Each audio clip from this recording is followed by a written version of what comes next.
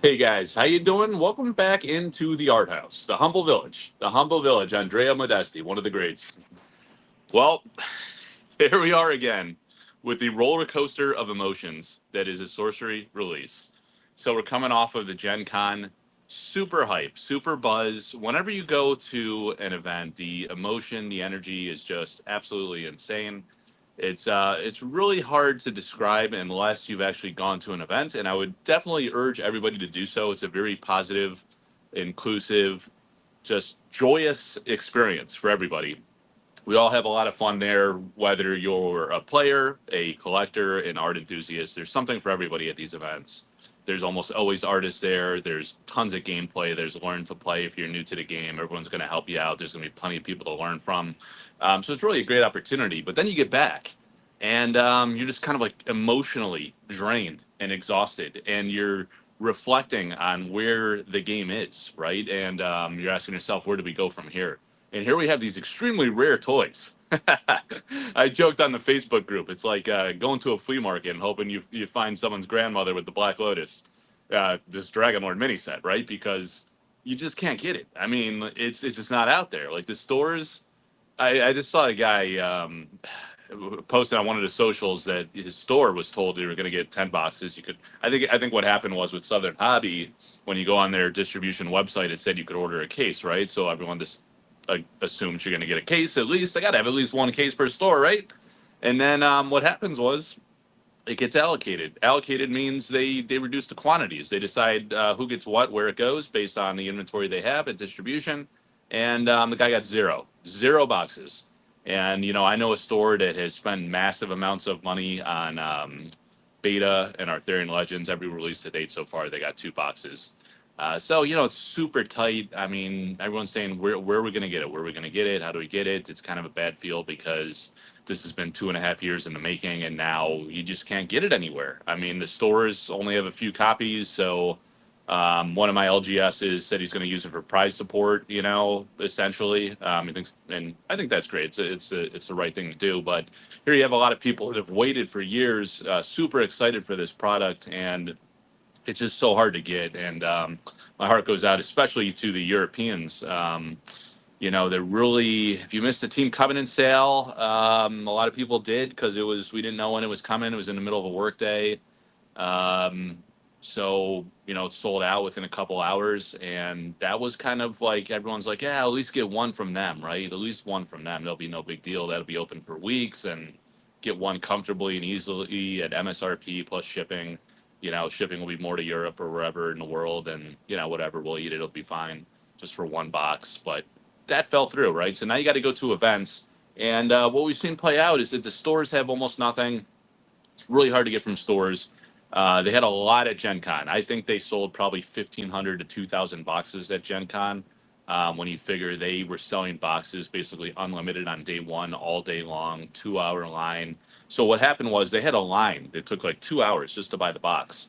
And and then there was another line. They had to separate another line to kind of like control the chaos for signatures from Ed Bear Jr. and Jeff Menges. And that was like a 30-minute line, right? So even so, Ed estimates he signed 700 to 1,000 boxes. People waited up to 2 hours, then they waited another up to 30 minutes to get the signature. So everyone was opening this product. They were getting individual cards signed. He was not signing sealed boxes at all.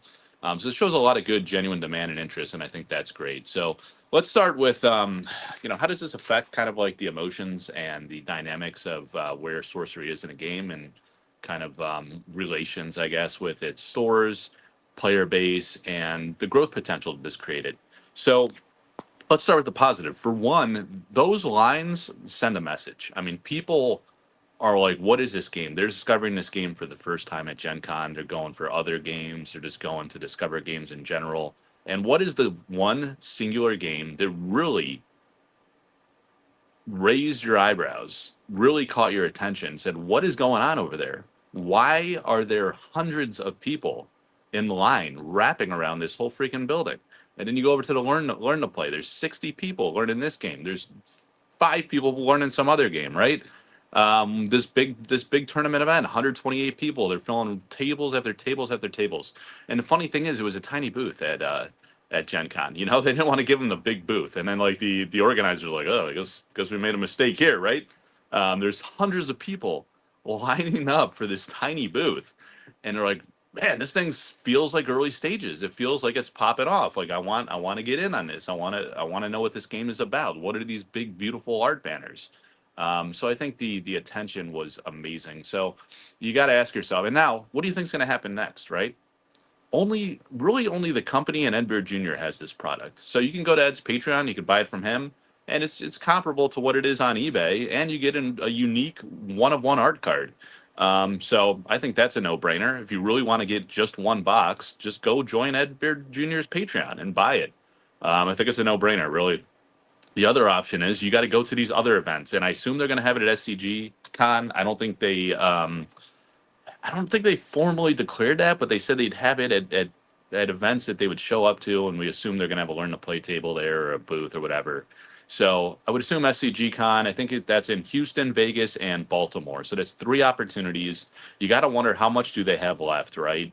I think they probably printed around 10,000. You know, because Ed said he was offered up to 10% of the supply. He bought 700. That puts you he bought 700, so that puts a print run at 7,000 if it was 10% exactly. But I think Eric Curiosa printed a few thousand more for themselves to bring to conventions, and now it's working beautifully. It's as designed to draw you out to conventions. And here's the thing on that: you're going to go to SCG Con, you're going to have an opportunity. But what do you think is going to happen if you can't get it from your LGS?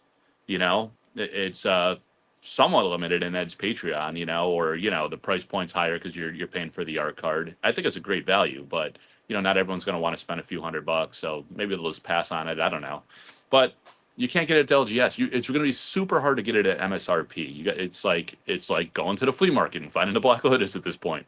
So people are going to be motivated to go to these events. And what does that mean? That means you're going to have Gen Con all over again 3 times in 3 different cities. You're going to have people lining up at the Sorcery booth.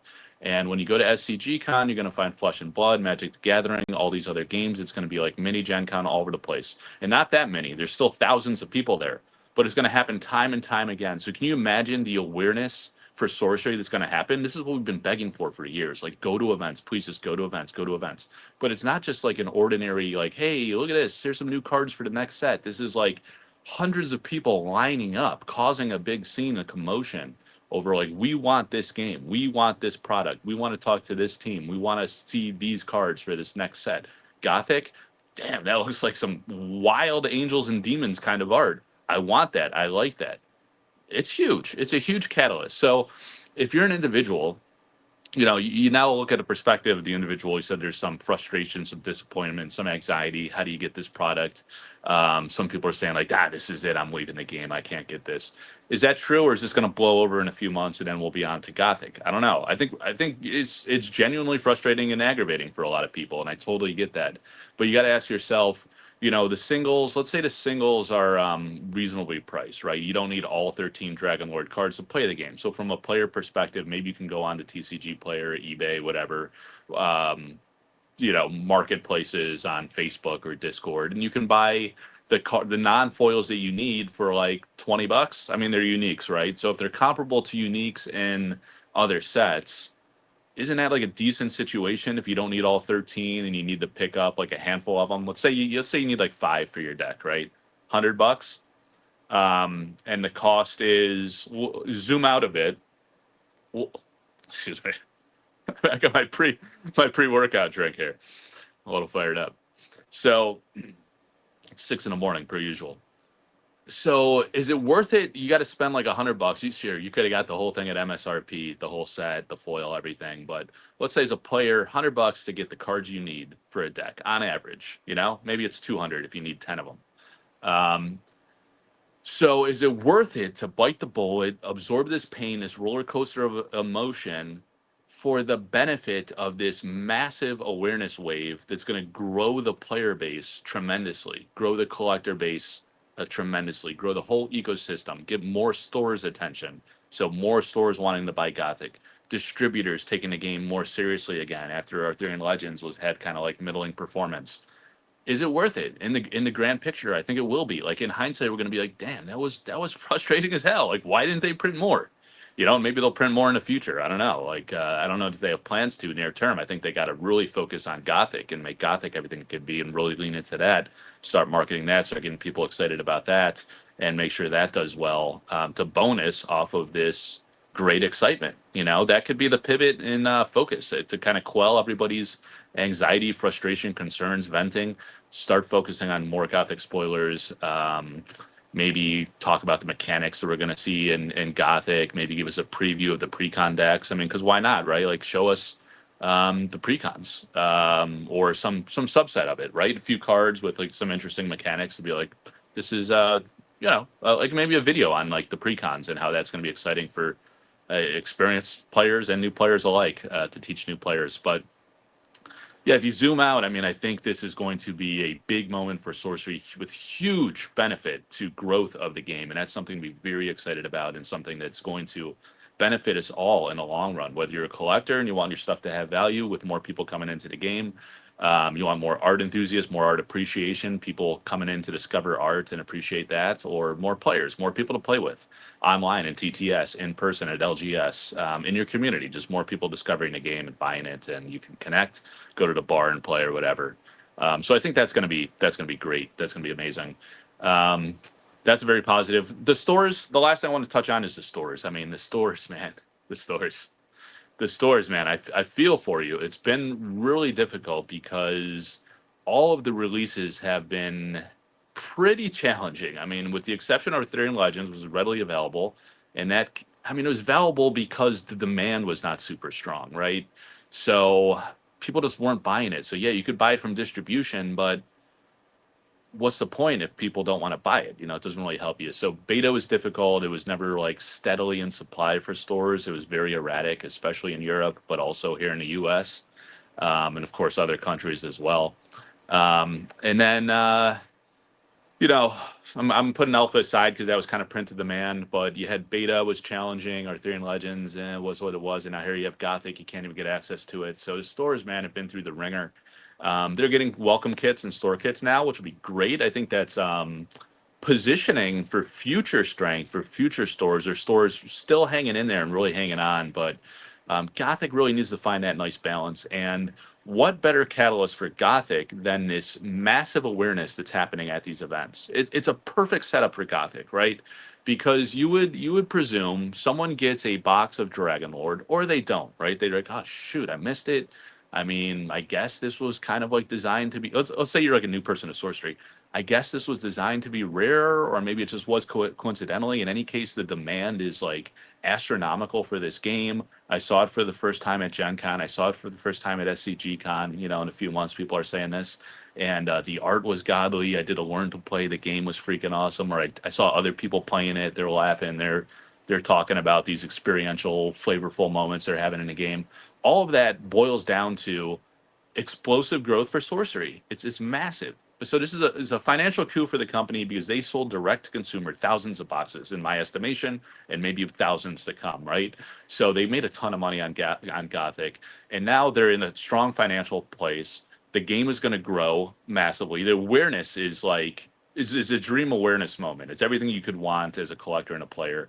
So that sets up so well for Gothic, because now hopefully you have all those people that are super interested, and Gothic's going to be available. They're going to be able to buy precons for Gothic, which is perfect. Learn with this. You don't have to go looking for beta, looking for alpha precons that are more expensive now. You can get Gothic affordably. You're going to discover amazing art. Sure, the gameplay is going to be awesome. The spoilers lean that way. It looks like it is.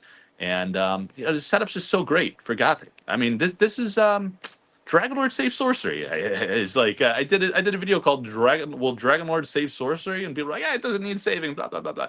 Things were not perfect, man.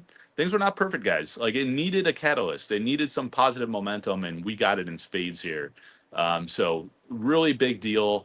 I know it's frustrating. I'm frustrated too. I only got the one box from Ed Bear Jr. I missed the Team Covenant sale. I don't have any stores locally I can go buy it from. I mean, I really wanted one sealed, one to open, just as a collector, a modest amount, right? But what's going to happen next? I did that deal with my Patreon supporters where I'm giving them a free playmat if they send me their box to open. So I got maybe, I don't know, 5 to 10 boxes coming, I think, and I'm gonna do a lot of openings on the channel. So if we can't experience it, at least we can experience it vicariously through the findings of others. And we're going to discover those foils. You go to Sorcery Community Group, hashtag Collector Art House or hashtag Gen Con Community. You're going to see all the posts of all the cards, the foils, the moments from Gen Con. We'll do something similar for SCG Con. It's going to be amazing. The Collector Art House Discord has a Dragonlord Miniset foils channel. You guys can discover all this stuff and enjoy the cards from afar until you can get your hands on it. But that's where it's at, guys. I mean, there's ups and downs. There's pros and cons. If you zoom out in the short to medium to long term, certainly, this is really great for Sorcery, and it's super aggravating and frustrating right now. I totally empathize with Europe, with stores, with people in the U.S. who couldn't get it from their LGS. I mean, we're all super frustrated. We want access to great product. We don't want it to be super scarce like this. But I think this is a one-off for Dragonlord. I think. I don't think it was even designed to be this way. I think it was a big coincidental that it happened this way with the Eric's Curiosa team, and it's not going to repeat. It's not going to happen again. I think with this is a one-time weird anomalous thing that happens in TCGs. It just happens. But there's a lot of benefits to it too, despite the frustrations, and it's going to set us up for Gothic in the long term. And that's in some ways that's a best case scenario. You don't want the game to be fledgling and really struggling, limping along, and just no one interested in Gothic. That would be a disaster for everybody. So there it is, guys. Hope you enjoyed the video. Please come back and watch the video drops I'm going to do. I might do some live. I might do some as recorded content. We're going to get into some more Dragonlord mini set boxes and discover those foils and have some fun. So thank you, guys. Please like and subscribe to the channel. Tell your friends. Join the Sorcerer Community Group, the Collector Art House Discord, Collector Art House Patreon if you want some beautiful playmats and things. Woo! A lot of those in the elemental avatars in the pond. Sam McKinnon coming soon. Thanks, guys. Talk to you soon. Take care.